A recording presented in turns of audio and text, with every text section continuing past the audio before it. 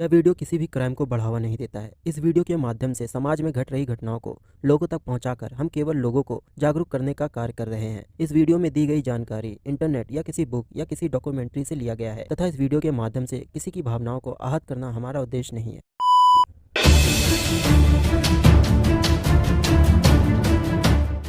आज की कहानी एक ऐसी कहानी है जिसमें पुलिस और परिवार जिसे जगह जगह ढूंढ रहे थे वो 3 महीने से एक बैग में बंद जंगल में पड़ी थी। आज की कहानी है देहरादून से। 29 जनवरी 2024 हरिद्वार में रहने वाला एक परिवार देहरादून पहुंचता है। यह परिवार काफ़ी परेशान लग रहा था। वो सीधा देहरादून के कोतवाली पुलिस स्टेशन जाते हैं और वहां एक मिसिंग की रिपोर्ट लिखवाते हैं। वो बताते हैं कि उनकी एक बेटी है जो 24 साल की है। उसका नाम सहनूर है। सहनूर पिछले कुछ समय से देहरादून में ही रहा करती थी और वो देहरादून में एक ब्यूटी पार्लर में काम किया करती थी और सब कुछ ठीक ठाक चल रहा था। सहनूर हमेशा अपने घर वालों से फ़ोन पर बातचीत भी किया करती थी। सहनूर के परिवार वाले बताते हैं कि कई बार सहनूर कई दिन बाद फ़ोन करती थी, मगर फ़ोन ज़रूर करती थी और हालचाल लिया करती थी, जिससे उन्हें भी बेटी से बात करके दिल को तसल्ली मिल जाती थी। मगर परिवार वाले बताते हैं कि 26 दिसंबर 2023 के बाद से सहनूर का कोई फ़ोन नहीं आया और ना ही कोई उसकी खबर मिली। सहनूर के घर वाले बताते हैं कि उन्होंने अपने रिश्तेदारों और सहनूर के दोस्तों से भी पूछताछ की, पर सहनूर का कोई पता नहीं चला।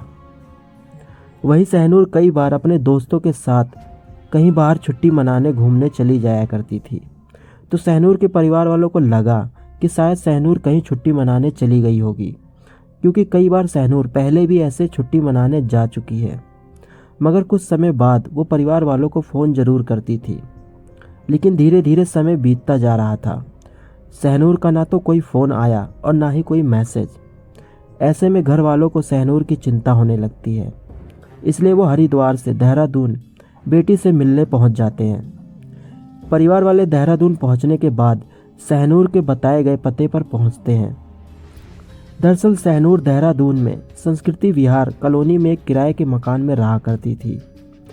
परिवार वाले जब सहनूर के घर पहुंचते हैं तो पता चलता है कि सहनूर यहाँ काफ़ी दिनों से दिखाई नहीं दी।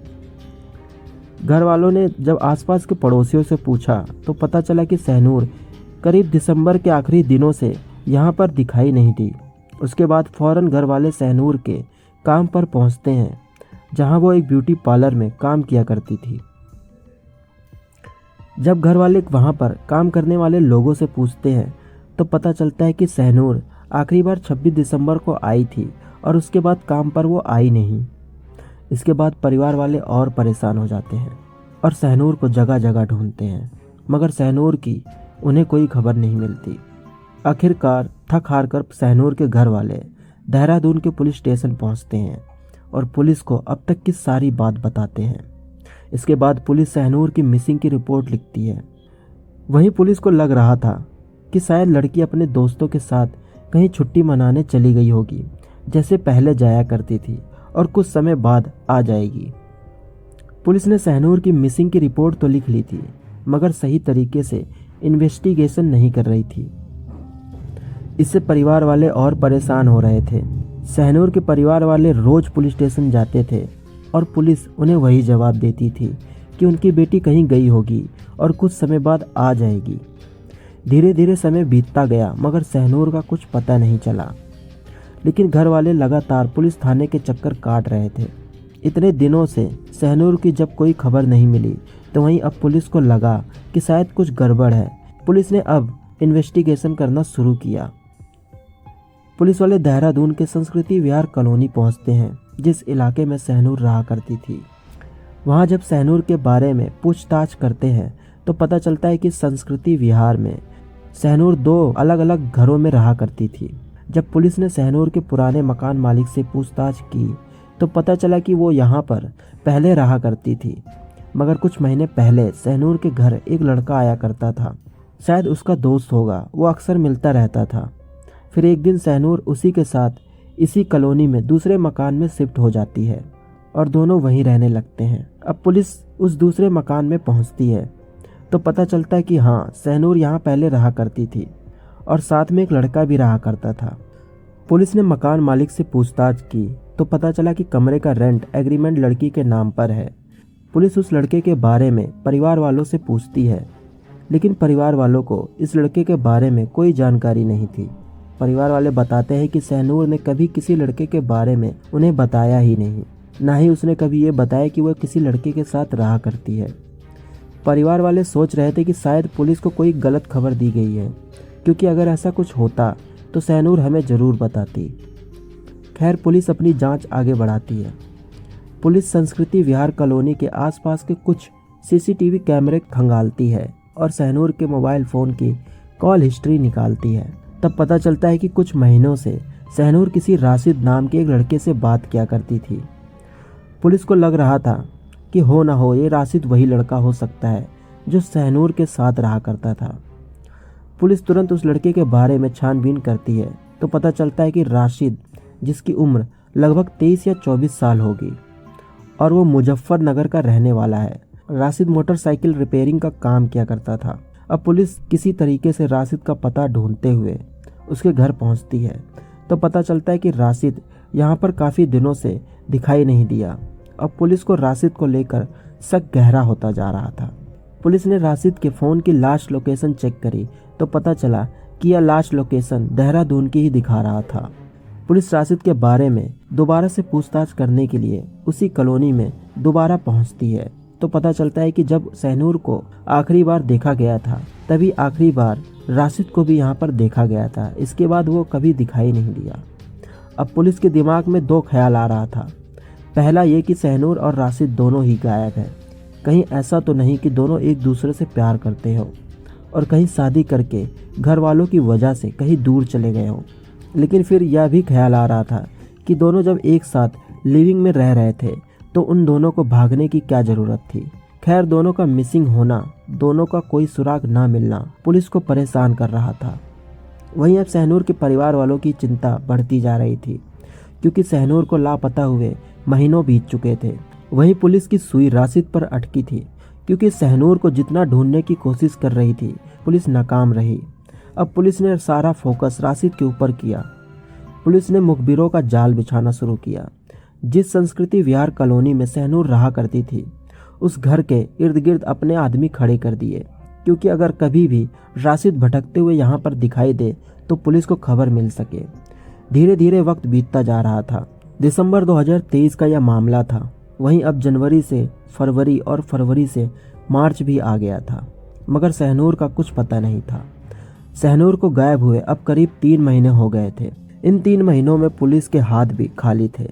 ना तो सहनूर का पता चला और ना ही राशिद का। 30 मार्च 2024 अचानक एक रोज़ पुलिस को कोई खबर देता है कि राशिद जैसा एक शख्स उसी कॉलोनी में देखा गया है। पुलिस तुरंत राशिद को ढूंढने संस्कृति विहार कॉलोनी पहुंचती है। पहले तो पुलिस को लगा कि शायद सहनूर भी साथ में होगी, मगर सहनूर साथ में नहीं थी। मुखबिरों ने बताया कि राशिद इसी घर के आसपास घूम रहा था। पुलिस ने मुखबिर के इशारे पर एक आदमी को दबोचा। उस शख्स से जब उसका नाम पूछा गया तो वो घबराता हुआ बोला कि मेरा नाम राशिद है। अब पुलिस उसे पकड़कर कोतवाली थाने ले आती है। कोतवाली लाने के बाद अब पुलिस उससे पूछताछ करती है और सहनूर के बारे में पूछती है तो राशिद कहता है कि मुझे मालूम नहीं कि वो कहाँ है। वो बताता है कि सहनूर और वो कुछ टाइम पहले साथ में ज़रूर रहा करते थे, मगर उसके बाद सहनूर कहाँ गई उसे कुछ नहीं पता। वो बताता है कि उसकी नौकरी पानीपत में लग गई थी, तो वो वहाँ पर ही रहा करता था और वहीं पे नौकरी किया करता था। वो बोलता है कि वो देहरादून कब का छोड़ चुका है। तभी पुलिस पूछती है कि तुम पानीपत में कहाँ रहा करते थे। तब राशिद बताता है कि वो पहले मुजफ्फरनगर गया और उसके बाद वहाँ से काम के सिलसिले में पानीपत गया हुआ था। राशिद बताता है कि पानीपत में उसकी एक बहन रहा करती थी। वो उसी के पास रहा करता था और वहीं से अपने काम पर जाया करता था। पुलिस ने राशिद के घर वालों से फ़ोन पर बात की ताकि राशिद को क्रॉस चेक किया जाए कि राशिद कहीं झूठ तो नहीं बोल रहा। लेकिन पुलिस को पता चला कि राशिद की सच में पानीपत में एक बहन रहा करती है। पुलिस ने राशिद की बहन से पता किया तो पता चला कि राशिद बीच में पानीपत में ही था और वहाँ पर नौकरी भी किया करता था। अब पुलिस सोच रही थी कि राशिद को क्रॉस चेक भी कर लिया, मगर सहनूर का कोई पता नहीं चला। वहीं दूसरा शक करने वाला कोई और इंसान भी नहीं है। पुलिस के दिमाग में हाल के वक्त में बीती लिविंग इन रिलेशनशिप की बहुत सारी कहानियां दिमाग में चल रही थी, जिसका खूनी अंजाम हम सब ने देखा है। वहीं देहरादून पुलिस को लग रहा था कि शायद राशिद कुछ न कुछ छुपा रहा है। इसके बाद अब देहरादून पुलिस ने राशिद से सख्ती से पूछताछ की। कई घंटे तक राशिद को पुलिस स्टेशन में बिठा कर रखा और पुलिस ने जब अपने अंदाज में राशिद से पूछताछ की तो आखिरकार राशिद टूट गया और राशिद ने फिर अपनी पूरी कहानी सुनाई। वो बताता है कि बात 2018 की है। राशिद एक जगह फ़ोन मिलाता है। गलती से राशिद मोबाइल नंबर में 1-2 अंक गलत डाल देता है और जिसके पास राशिद फ़ोन मिला रहा था उसके पास ना लगकर एक दूसरी जगह फ़ोन लग जाता है। दूसरी तरफ फ़ोन एक लड़की उठाती है। ये लड़की कोई और नहीं बल्कि सहनूर ही थी। सहनूर बोलती है कि आपको किससे बात करनी है, आपने शायद रॉन्ग नंबर मिलाया है, और सॉरी बोलकर कॉल काट देती है। राशिद को सहनूर की आवाज़ बहुत अच्छी लगती है। राशिद फिर से हिम्मत करता है और उसी नंबर पर फ़ोन करता है और इस बार कहता है कि इस बार मैंने सही नंबर मिलाया है, मुझे आपकी आवाज़ बहुत अच्छी लगी, क्या आप मुझसे बात करना चाहोगी? सहनूर कॉल पर हंसती है और फिर बात करने लगती है। राशिद सहनूर से पूछता है कि तुम कहाँ रहती हो?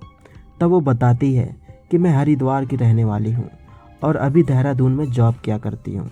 राशिद भी अपने बारे में बताता है कि वो मुजफ्फरनगर का रहने वाला है। धीरे धीरे दोनों में अच्छी दोस्ती हो गई और दोस्ती प्यार में बदल गई। फिर दोनों एक दूसरे से मिलने की बात करते हैं तो सहनूर ने राशिद को देहरादून बुलाया। राशिद देहरादून पहुंच गया। देहरादून पहुंचने के बाद उसने उससे मुलाकात भी की। दोनों इधर उधर घूमे।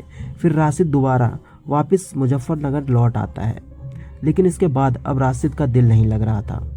अब उससे सहनूर की दूरी बर्दाश्त नहीं हो रही थी। उसने कहा कि क्या करें, तो सहनूर ने कहा तुम यहीं पर आ जाओ, यहीं पर कोई ना कोई जॉब कर लेना। इसके बाद राशिद एक बार फिर से देहरादून पहुंचता है। वहां पहुंचने के बाद राशिद संस्कृति विहार कॉलोनी में एक जगह पर रेंट पर कमरा लेता है और अब दोनों साथ में रहने लगते हैं। लेकिन फिर पुलिस पूछती है कि जब तुम दोनों प्यार करते थे और एक साथ रहते थे तो फिर अलग क्यों हो गए और सहनूर कहाँ गई? उसके बाद राशिद बताता है धीरे धीरे राशिद को लगता है कि जो सहनूर है उसकी जॉब यानी कि ब्यूटी पार्लर आने और जाने का जो टाइम है वो कोई फिक्स नहीं है, क्योंकि सहनूर कभी कदार देर रात और कभी कभी तो घर भी नहीं आया करती थी। इसलिए राशिद सहनूर से पूछना शुरू किया तो दोनों में थोड़ी बहुत नोक झोंक भी हुआ करती थी, मगर फिर सब कुछ ठीक हो जाता था। लेकिन फिर हर दूसरे दिन यही बात होने लगी। वो लेट आती और वो टोकता और बीच बीच में नोक झोंक भी होने लगती। 26 दिसंबर 2023 राशिद सहनूर का घर पर इंतजार कर रहा था। इंतजार करते करते देर रात हो गई, मगर सहनूर घर नहीं आई। वहीं राशिद का गुस्सा बढ़ता जा रहा था। तभी करीब रात के 2:30 बजे सहनूर घर आती है। 26 और 27 दिसंबर की रात राशिद फिर पूछता है कि ऐसी कौन सी तुम्हारी नौकरी है 2, 2:30, 3 बजे तक पार्लर खुला रहता है? सहनूर बोलती है कि मुझे शादियों का भी काम रहता है, इसलिए लेट हो जाती हूँ। तभी राशिद बोलता है कि आमतौर पर बारात 12 बजे तक या 1 बजे तक लौट जाती है, दुल्हन भी 9-10 बजे तक तैयार होकर मंडप में आ जाती है। उसके बाद तुम्हारा वहाँ पर क्या काम रहता है? दरअसल राशिद सहनूर पर शक करने लगा था कि सहनूर का कहीं किसी के साथ कोई अफेयर चल रहा है, इसलिए वो देर रात तक बाहर रहती है। और तो सहनूर ने अपने ब्यूटी पार्लर का पता भी राशिद को नहीं बताया था, इसलिए राशिद को सहनूर पर और भी शक होने लगा था। दोनों में बहस होने लगती है और राशिद को सहनूर पर गुस्सा आ जाता है। राशिद सहनूर पर चिल्लाने लगता है और बोलता है कि तुम कई लोगों के साथ गलत काम करती हो, इसलिए रात को इतनी लेट आती हो। इस बात से सहनूर को बहुत गुस्सा आता है और राशिद को एक थप्पड़ मार देती है और कहती है कि तुम अपने काम से काम रखो और मेरे पैसे के बारे में कुछ मत बोलना। इस बात से राशिद को भी गुस्सा आ जाता है और उसी गुस्से में अचानक राशिद सहनूर का गला पकड़ लेता है और जब तक दबाता है जब तक उसकी मौत नहीं हो जाती। थोड़ी देर बाद उसे एहसास होता है कि उसके हाथों से सहनूर का कत्ल हो गया है, लेकिन अब रात हो गई थी। कत्ल करने के बाद वो पूरी रात जगा रहा, उसी लाश के साथ उसी घर में सोचता रहा कि इस लाश का क्या किया जाए। राशिद ने हाल ही में कई क्राइम की खबरें पढ़ी थी और सुनी भी थी कि लाश ठिकाने के कौन से तरीके इस्तेमाल किए गए हैं। वो सारी रात इन्हीं सवालों में उलझा रहा। अगले दिन यानी कि 27 दिसंबर की सुबह वो सहनूर के पर्स से उसका एटीएम कार्ड निकालता है और सहनूर की स्कूटी की चाबी भी लेता है और सहनूर की स्कूटी लेकर मार्केट जाता है। मार्केट जाने के बाद वहाँ सबसे पहले एक एटीएम से 17,000 कैश निकालता है। कैश निकालने के बाद वहीं पास के विशाल मेगा मार्ट में जाता है। वहाँ जाने के बाद वो एक बड़ा सा बैग खरीदता है और साथ में एक रस्सी भी खरीदता है, कुछ बड़ी पॉलीथीन भी खरीदता है और फिर यह सब कुछ लेकर वापस घर में आ जाता है। घर आने के बाद सहनूर की लाश के हाथ पैर बांधता है और उसे उसी बैग में ठूस देता है जो वो मार्केट से लाया था। उसके ऊपर पॉलीथीन डाल देता है और फिर बैग को बंद कर देता है। अब वो सोचता है कि इस बैग को किसी खाई या जंगल में फेंक देगा। फिर उसने सोचा कि मसूरी की पहाड़ियों की तरफ फेंक देगा, लेकिन वो सोचता है कि मसूरी जाने में खतरा हो सकता है। फिर उसे लगा कि अगर अंधेरे में जाऊंगा तो जगह जगह बैरिकेड लगी होती है और पुलिस भी चेक करती है और बैग बड़ा है, पुलिस वालों की नज़र पड़ गई तो पुलिस ज़रूर इस बैग को चेक करने के लिए आएगी और वो रंगे हाथों पकड़ा जाएगा। फिर उसने सोचा कोई और तरीका निकाला जाए। वो सोचता है कि रात को ज़्यादा खतरा होता है क्योंकि रात को लोग सड़क पर कम ही निकलते हैं और गाड़ियाँ भी कम ही होती है और इतना बड़ा बैग स्कूटी पर लेकर जाएंगे तो किसी की भी नज़र पड़ सकती है। तो उसने सोचा कि रात की बजाय दिन में क्यों ना जाया जाए, क्योंकि दिन में तो भीड़ भाड़ होता ही है और बहुत सारे लोग रोड पर निकला करते हैं। इसलिए वो लाश को दिन में ही ठिकाने लगाने का प्लान करता है और सोचता है कि पुलिस को लाश के बारे में कोई पता नहीं चलेगा। 27 दिसंबर की दोपहर को इस बैग को बाहर निकालता है, स्कूटी पर रखता है और स्कूटी लेकर देहरादून की सड़कों पर निकल जाता है। एक लाश को बैग में रखकर राशिद घूम रहा था और उसके बाद वो देहरादून से बाहर निकल जाता है। राशिद सहारनपुर की तरफ जाने वाली सड़क पर पहुंचता है। इसी सहारनपुर के आसपास जंगल और खाई भी थी। राशिद का मुजफ्फरनगर से देहरादून आना जाना लगा रहता था, इसलिए उसे यहाँ के बारे में सब पता था कि कहाँ पर खाई है और कहाँ पर जंगल है। फिर वो सहारनपुर रोड से 6-7 किलोमीटर आगे जाकर उस स्कूटी को कच्चे रास्ते पर उतारता है। इसके बाद वहाँ पहुँचने के बाद स्कूटी खड़ी करता है और फिर उस लाश वाले बैग को स्कूटी से उतारता है। बैग उतारने के बाद उसे कुछ दूर अंदर जंगल में फेंक देता है। इसके बाद अब वो उसी स्कूटी से मुजफ्फरनगर अपने घर चला जाता है। घर जाने के बाद राशिद मुजफ्फरनगर से दिल्ली निकल जाता है। फिर वो कुछ दिन दिल्ली में रहता है। राशिद की एक बहन पानीपत में रहा करती थी, इसलिए वह पानीपत पहुंच जाता है और पानीपत में ही एक नौकरी ढूंढ लेता है और वहीं पर नौकरी करने लगता है। धीरे धीरे वक्त बीतता जा रहा था और 3 महीने बीत गए थे। दिसंबर से मार्च आ गया था। उसे लगा कि शायद किसी को लाश के बारे में कोई खबर नहीं मिली, क्योंकि अब तक अगर कोई खबर मिली होती तो मीडिया या अखबारों में ज़रूर आई होती। दरअसल राशिद इन दिनों न्यूज़ वगैरह देखा करता था, इसलिए उसे सारी खबर मिलती रहती थी। इसके बाद जब उसे लगा पुलिस या ऐसी कोई बात नहीं है तो राशिद 3 महीने बाद वही संस्कृति विहार कॉलोनी पहुंचता है। दरअसल राशिद का यहाँ कुछ सामान छूट गया था तो वो वही सामान लेने आया था, मगर उसे क्या पता था कि पुलिस उसका इंतजार कर रही थी। पुलिस ने जब राशिद की सारी कहानी सुनी तो राशिद को उस जगह ले गई जहां राशिद ने लाश ठिकाने लगाई थी। पुलिस राशिद के कहने पर देहरादून से सहारनपुर की तरफ सड़क पर जाती है। देहरादून से बाहर निकलने के बाद करीब 6 किलोमीटर आगे एक आशा रोड़ी नाम की जगह है और वहां पर आसपास खाई है और थोड़ा जंगल भी है। तभी राशिद के कहने पर पुलिस वाले मेन सड़क से गाड़ी को कच्चे रास्ते पर उतारते हैं। कुछ दूर जाने के बाद पुलिस की टीम गाड़ी रोकती है। उसके बाद पैदल जंगल की तरफ बढ़ती है। जंगल काफ़ी सुनसान था, शायद ही कोई यहाँ पर आता होगा और वैसे भी सड़क से काफ़ी नीचे था, जैसे कोई खाई हो। खैर पुलिस धीरे धीरे राशिद के कहने पर आगे बढ़ती है। तभी राशिद एक जगह अचानक रुकता है और एक बैग की तरफ इशारा करता है।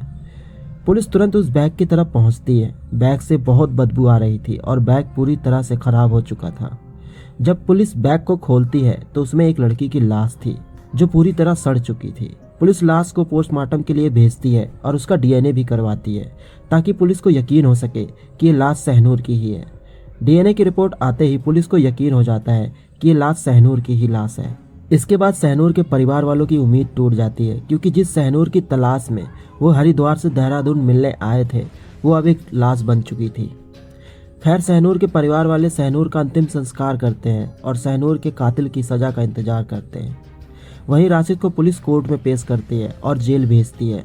अभी इस केस का आखिरी फैसला आना बाकी है। राशिद को क्या सजा मिलेगी ये तो कोर्ट ही बताएगा।